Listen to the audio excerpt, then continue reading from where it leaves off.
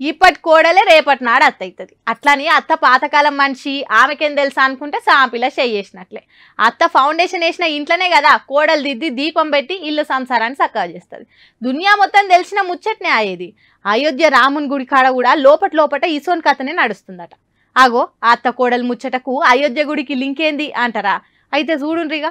అయోధ్య రాముని గుడి పేరు యాద్ చేస్తే టక్కున మైండ్ల మీదలే పేరు మోడీ సార్ది. ఆయన తలుచుకుండు కాబట్టి ఇలా అయోధ్యలో రామునికి గుడి తయారైందని అనుకుంటారు జనాలు. కానీ ఆయన కంటే ముందు యాద్ చేసుకునేటోళ్ళు ముగ్గురు ఉన్నారు.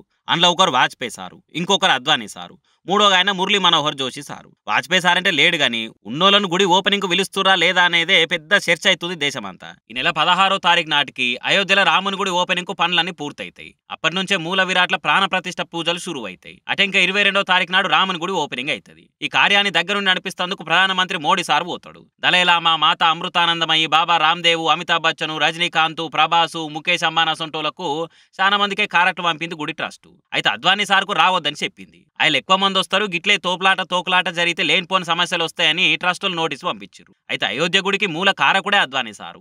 ఆయన వద్దని చెప్పుడైందని పెద్ద దుమారమే లేసింది.